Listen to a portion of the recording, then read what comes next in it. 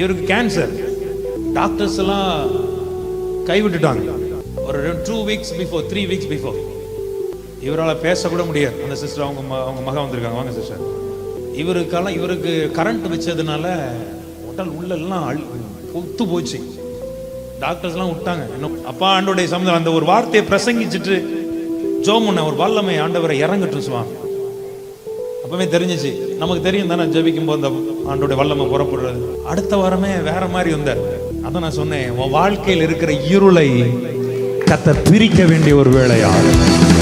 இதுல ஒரு விஷயம் நடந்தது என்னன்னா, இவங்க வீட்டுல சொல்லிட்டாங்களா வீட்டெல்லாம் நீட் பண்ணி வைங்கன்னு. ஏன்னா இவர் செத்து போயிடுவார். நீ அப்படிதானே சிஸ்டர்? உங்க குடும்பத்தில் உள்ளவங்க என்ன சொன்னாங்க? அப்பா பார்க்க வரவங்கலாம் அவங்களுடைய ரிலேஷன்ல தான் எல்லாரும் அப்படி சொல்லிட்டாங்க. சாப்பிடவே முடியாது.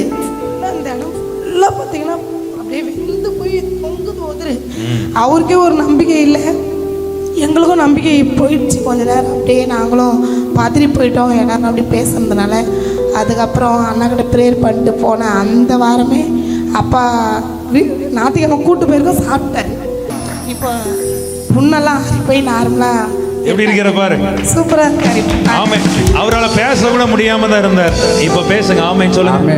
Jesus Jesus Jesus Jesus. ஐயா இவங்களாம் பாரம்பரியமாவே ஒரு இந்து குடும்பத்தில் உள்ளவர். இவர் வீட்டில் அவங்க சொன்னது உங்களுக்கு புரிஞ்சா, வீட்டெல்லாம் கிளீன் பண்ணிருங்கன்னா என்ன அர்த்தம்னா அவங்க எல்லாம் வீட்டு காரியத்தை ஒழுங்குபடுத்துங்க. அவர் அழகா ஒண்ணு ஒழுங்குபடுத்தினார். இப்ப சொல்றேன் பாரு. வீட்டுக்காரன் சொன்னா வீட்டை ஒழுங்குபடுத்தியா சீக்கிரம் கொண்டு போய் சேர்த்துடலாம். ஏன் ஆண்டவர் ஒழுங்குபடுத்தினார்? டோக்ஸா 22ஆம் தேதி ஜெய மகா. இப்படியா கை தட்ட கூட. நல்லா நல்லா நல்லா. ஐயா முன்னால நிக்கிற மனுஷன் சில பரதேசிங்க இதை பார்ப்பானுங்க. இந்த அற்புதத்தை நம்ப மாட்டான்.